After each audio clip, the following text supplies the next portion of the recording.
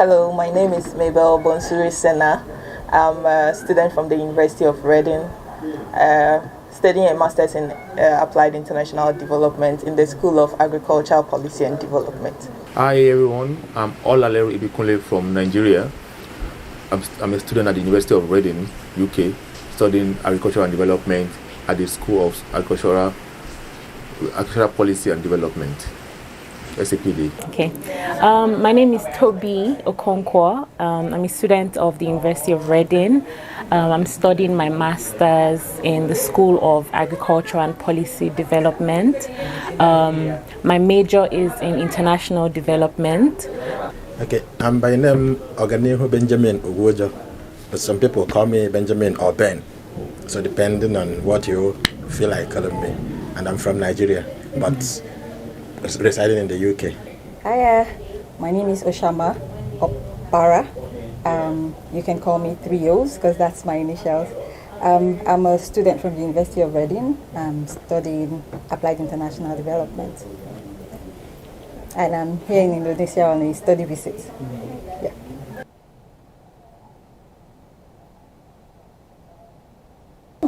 Lots of young people. Because when we walked in, we saw, a lot of young people. There's barely anyone of middle age, so to say. So once you see lots of young people, you know that it's an organization that will be filled with energy. Yeah, when I first got to Latin, I was impressed because I saw a lot of young people coordinating, maybe one or two older people. So I feel like, oh yes, so the SDGs are being incorporated in the organization, the young people in leadership role. So I'm impressed.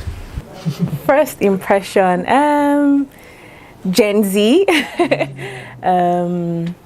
family, I guess. It seems like you guys are close, and I like that.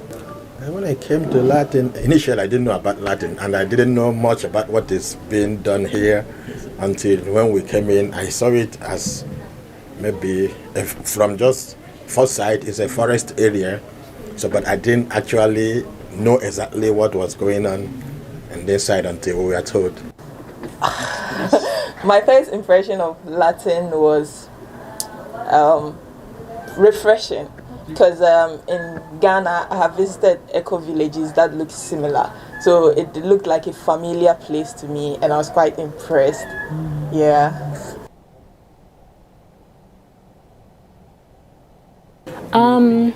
In my opinion, sustainability is the preservation of resources. It can be natural resources, it can be assets. That's why I believe sustainability is just the preservation of resources, human resources, physical resources, natural resources.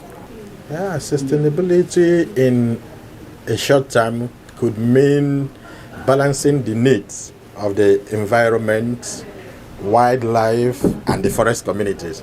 That's the forest communities generate their living from the forest while also conserving the forest and not destroying them for future purposes. A simple definition, sustainability.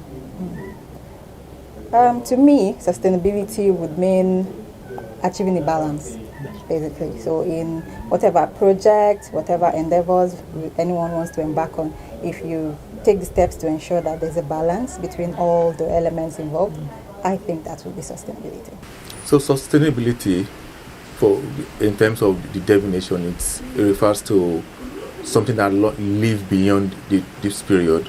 So giving just a simple meaning in terms of for future generation, trying to sustain something that is enough for the future generation, not just for now, for the coming generation that are not yet born. Yes. My simple definition of sustainability will be living systems coexisting on the planet Earth. So one of the very good examples that comes to mind is in terms of sustaining our environment, sustaining the soil, conservative agriculture is one of a typical example. Conserving the soil so it has a longer lifetime for not just the immediate use, but for the future generation to be able to also benefits from this benefits from the soil? One I can think about off the top of my head is the IPB campus. I saw some helmets made with palm straws, and oh my god, I thought that was so cool. So I think that's an example of sustainability. Also, paper cups Would be the coconut plant. Yeah, because it is a plant that every single part of it is useful, or can be used, or can be converted into something else. So nothing really goes to waste from the coconut plant. Yeah, but from what I've been told about Latin, I can use Latin as a good example of sustainability, because you've already told us that you try to incorporate farmers, they use the forest and also conserve it. So in sustainability, they don't destroy the forest, instead they conserve it while deriving their livelihood from the forest. Will be the University of Reading, which relies solely on renewable energy, empowering all of our most part of our campus. So that's a good example of sustainability, because we rely on renewable energy, for most of our buildings on campus.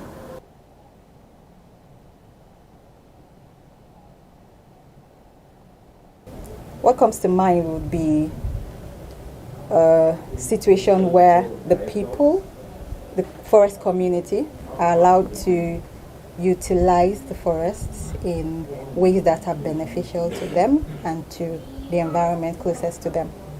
Yeah, so that is what I understand by forest for people. Firstly, when I hear forest for people, it's forest in terms of maybe more especially for the rural dwellers that stays in being able to achieve their livelihood through this forest. Yeah, forest for people, in my own opinion, would mean the forest is there for the benefit of the people. So the people derive their living from the forest. They can take resources from the forest, but they will be careful not to destroy the forest. So the forest will be there to service the people. forest for people, I would say sustainability as well of the forest to make it conducive for humans, animals, etc. But just sustaining the forest. Forest for people will be like preserving or reserving the forest to meet the needs or demands of people. And so, yeah, forest for people. So people preserving the forest and the forest meeting the needs of people. So forest for people. Yeah, forest for people. Yeah, that's what I think. It's balance, like a balance between forest and the people coexisting. Yeah. Green. Yeah, biodiversity. And so forest is actually the vegetations that serve that economic value to man. Biodiversity and green. Sure, green. But forest could mean an area of plantings, tree plantings. Then with maybe biodiversity, you can find animals and you can find there maybe wildlife or any other thing there. So that's what I can say in a short word. Just 2 words. 2 words. 2 words. Haven't I said more than 2? That is a tree area with biodiversity. That's what I can say about it. 2 words. Trees. Green.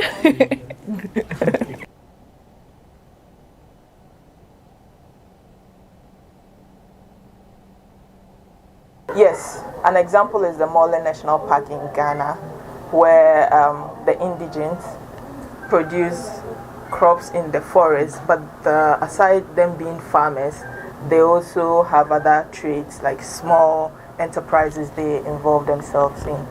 Yeah, but then the forest is being reserved. So in my country, Nigeria, there are lots of forests. Maybe from my own state where I come from, Ekiti State, where there are a lot of forests which is being conserved. But also the farmers also grow. One of the major crops that grows in the area is cocoa, which has been a traditional crop. And they still conserve the environment, this community, the forest, while they still cultivate their cocoa in the community, in the forest. Yeah, I've not really had a first-hand experience, but we've read in books, maybe seen on television, and I think from the experiences we've had from Latin now, at least the farmers here, around here, are good examples of that. I can't remember the name of the community that we just watched, but in Africa we don't really there are a lot of cutting down, and so I'm not really familiar with communities in Africa, but I would say probably communities in Indonesia where you guys are pushing for sustainability. I can't think of any particular community. Yeah. Yes, I have. There's a community in Cross River State in Nigeria, specifically in Boki local government area, where a lot of the forest in that region is still practically untouched. It's still in its natural state, and that's because the communities have come together to preserve that for their own good. Of course, they get their livelihood from the farm in the forest. They get their protein, so they eat meat, animals from the forest. So they've come together to ensure that the portion of the forest is maintained in its natural state and it's not distorted or degraded or allowed for outsiders to come for deforestation. Yeah. So yes, the Boki community does that.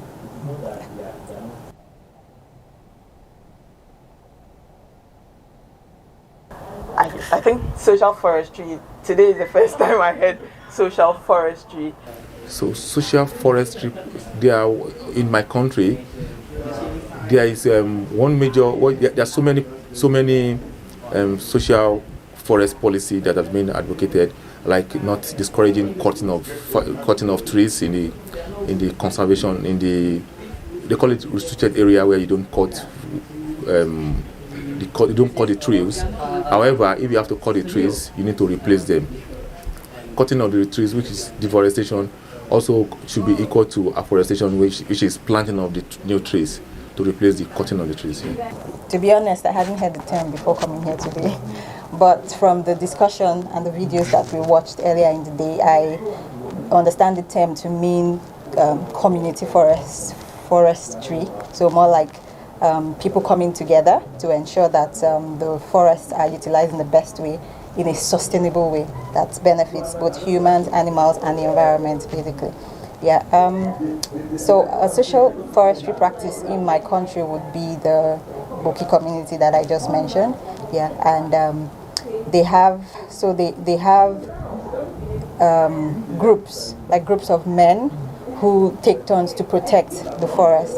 So they go in and they ensure that hunters who are hunting are doing so in a sustainable way, and they are making sure that they are not over hunting or over killing the animals, and they're also ensuring that people are not allowed to come in and just maybe cut lumber or cut wood in the forest. Yeah, so it is the responsibility of those men to ensure that the forest is protected.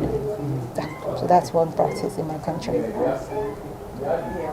Okay, social forestry practice. I think up until in Nigeria, maybe in the West, places in the West, yeah, I think places in the West, and it just started recently because in the past nobody cared about about that. What we cared about was how to build the economy, but I think recently people have started putting attention into social forestry. We don't, although from the part of my country where I come from, we don't have much of the forest, so I cannot say much about the social forestry part because we've not been just paying so much attention on forestry in my country, so I don't have first-hand experience. But social forestry, I know, is giving people access to the use of the forest, that the forest will be there for their use.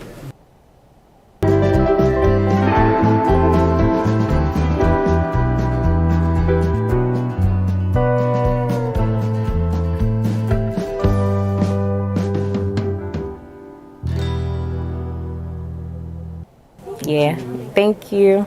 Terry Makasi. Thank you.